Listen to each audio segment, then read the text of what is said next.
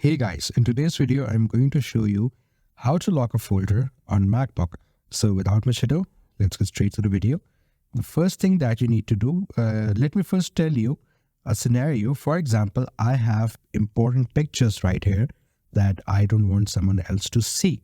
So now what I'm going to do, I'm going to put it in a folder where it will be locked. So how you can create that folder? I'll show you how you can. Go to search and then disk utility. And once when you're here, click on this arrow and this again. And then go here, new image, blank image. And let's keep the name of the folder locked folder. I'm just keeping this name just to show you how to do it. Like literally don't keep it locked folder. And I want to keep it on the desktop so I can access it. And then what I'm going to do, you're going to click it here, sparse disk image, sorry.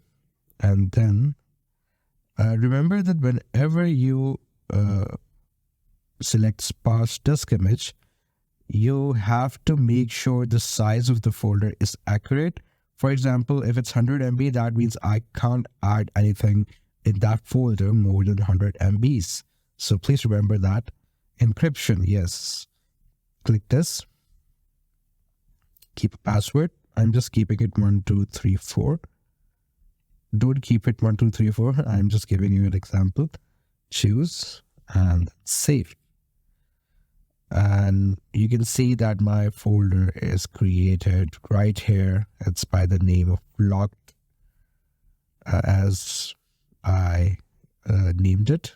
Now what we're going to do, we're going to eject untitled because this eject thing is linked to this locked folder.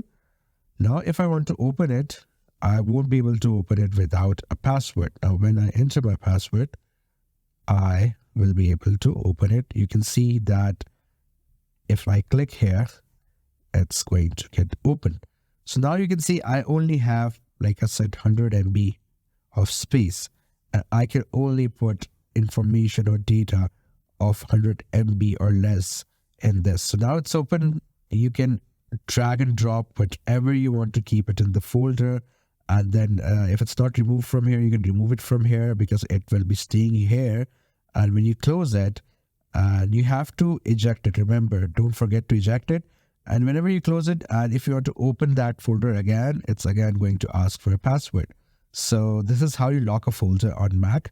I hope this video was informative. Please do like the video and subscribe to the channel to see more content like this. I'll see you in the next one.